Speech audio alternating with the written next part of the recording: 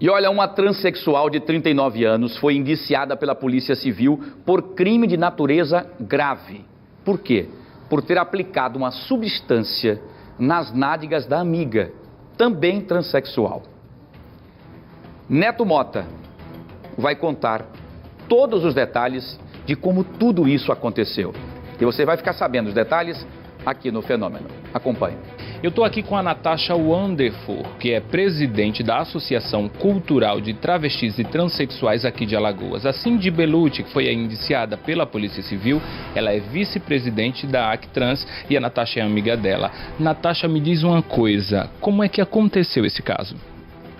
Meu amor, esse caso assim, sobre o silicone industrial, as meninas sempre procuram, porque acontece muito, é uma coisa cultural nossa de travesti, do nosso estado. Nosso estado não, do Brasil, do mundo inteiro, desde a década dos anos 70, dos anos 50 por aí, que a gente sempre fazia uma na outra, o silicone. E muitas delas procuram sabendo o risco que acontece. Agora, por quê? Porque é a falta de política, né, de saúde, que não tem condições de botar uma prótese, a gente não tem um ambulatório trans, agora que vai começar um ambulatório. Então isso fez com que a gente fazia essa troca de silicone. Eu mesmo, antigamente, eu botava em mim, minhas amigas colocavam, umas dava certo, outras não. Então é algo cultural nosso. As pessoas falam, mas não entendem o mundo trans, porque ninguém tem emprego, a gente tem condições de botar uma prótese. Então todas as meninas que vão botar o silicone industrial, elas sabem do risco que é. E eu trabalho no consultório na rua, então a gente trabalha com danos, né, uma reação de danos. Como agora vai ter um ambulatório, então eu acho que tem que ser trabalhado isso dentro da saúde, né? Porque quanto mais a gente bota esse material, mais danos é para a saúde, que é mais gasto. Então, com o ambulatório trans agora, vai ser melhor, vai reduzir esses danos. Porque essa prática de silicone não só é aqui, isso é no Brasil inteiro, ainda acontece. Com as meninas trans que são humildes, né? Que vivem em uma comunidade, que não tem trabalho, não tem nada, eu mesmo botei por quê?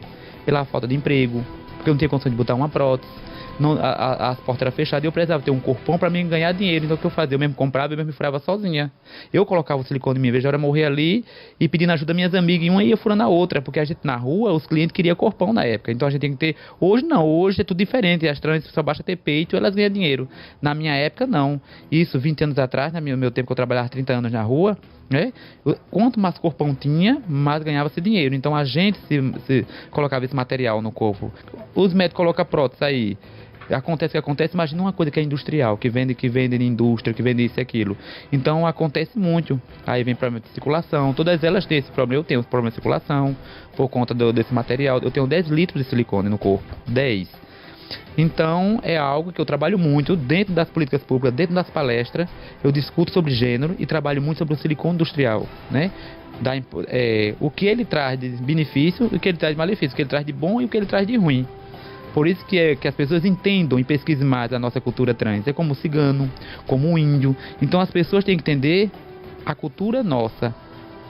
A Natasha faz parte do consultório na rua e é servidora da Secretaria Municipal de Saúde. Como profissional de saúde que você é, qual é o tipo de orientação que vocês passam para esse público que procura esse tipo de procedimento que é irregular?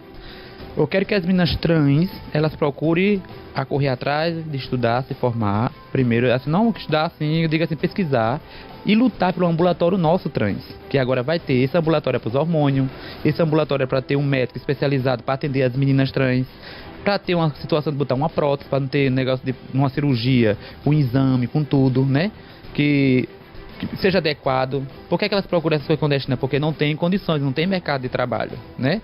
Eu que sou uma trans, sou a primeira trans aqui a trabalhar no mercado de trabalho, no consultório na rua, né? Através de pessoas maravilhosas como Georgina e outras pessoas que me colocaram ali, mas não foi fácil. Hoje também estou na residência terapêutica, né? Mas para você entrar no mercado de trabalho não é, a gente continua tudo na rua.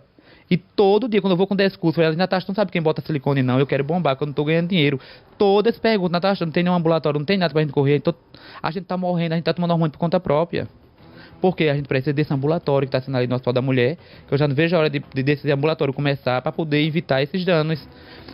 Ok, muito obrigado pelas orientações e fica aí um alerta. Sempre quando se trata de saúde é importante se informar e fazer procedimentos regulares, procedimentos que devem ser feitos e não procedimentos irregulares. Aqui do bairro do São Jorge, Neto Mota. O repórter Hélio Góes conversou com o delegado Dr. Robervaldo Davino, que é o responsável por esse caso. E ele conta todos os detalhes de como é que está acontecendo todo o processo, e inclusive daqui a pouco uma entrevista com a vítima. Acompanhe. E sobre esse assunto, conversamos agora com o Dr. Robervaldo Davino, titular do 6º Distrito Policial. Dr. Robervaldo, como é que o senhor chegou a esclarecer essa situação tão emblemática onde tem vítima Tainá? Veja bem, Hélio, é um caso um tanto quanto interessante, principalmente para as pessoas que se utilizam desse tipo de expediente.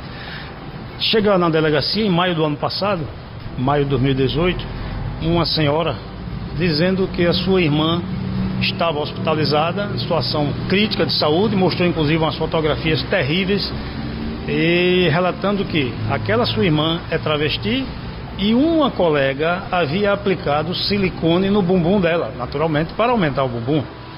E nessa aplicação resultou numa deformidade. A deformidade levou para o hospital e ela estava lá internada. O que é que nós fizemos? Pegamos o depoimento da irmã, pegamos detalhes, inclusive neste ato ela levou uma garrafa com um produto que havia sido aplicado na irmã dela. Então pegamos esse material e enviamos para o IC solicitando uma perícia para ver que tipo de material é aquele que lá está.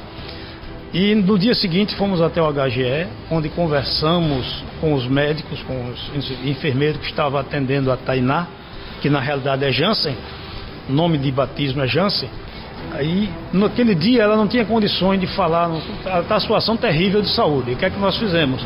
Conversamos com familiares, tão logo ela saísse do hospital, ela nos procurasse ou nos avisasse para nós ir procurarmos, para poder pegar o depoimento dela, que ela tinha sido vítima de uma situação muito grave.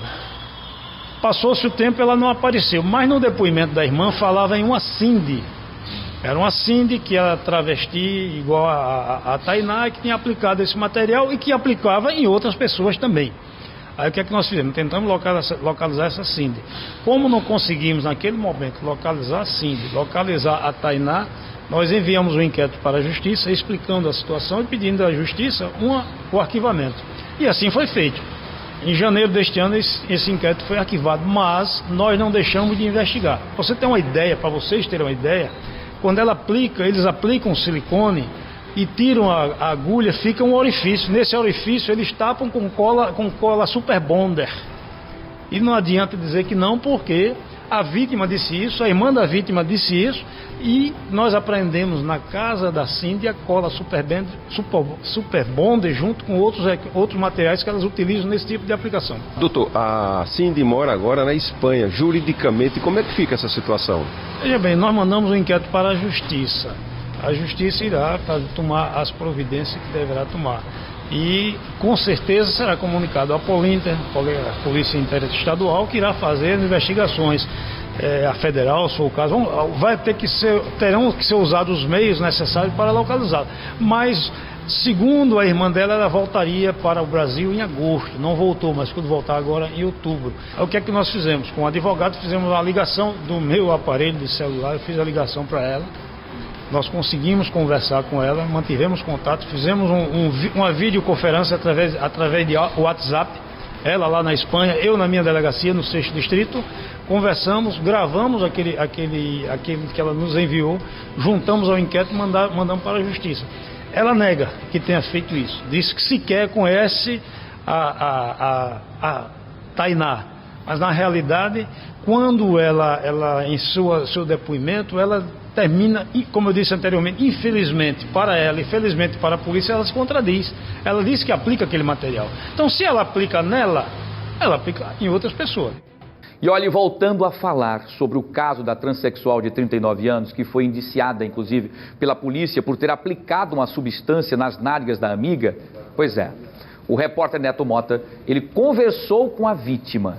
E vocês vão acompanhar com exclusividade aqui no Fenômeno Fique Alerta. Acompanhe.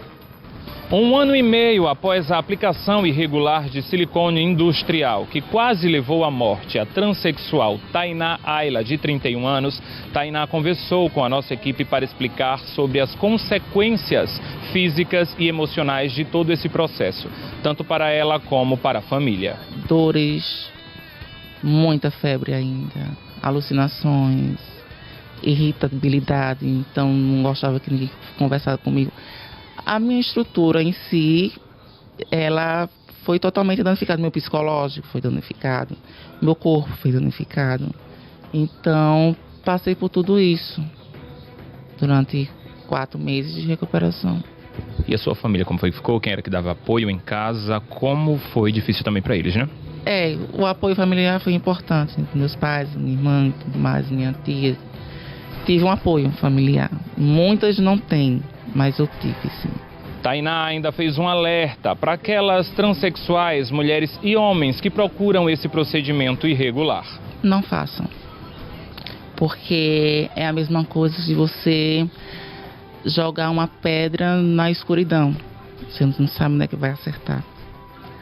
Então, eu indico hoje para as meninas, porque não somente as meninas trans que fazem esse tipo de procedimento, mulheres fazem, homens fazem, pelo custo, valor e pela agilidade, que é rápido fazer.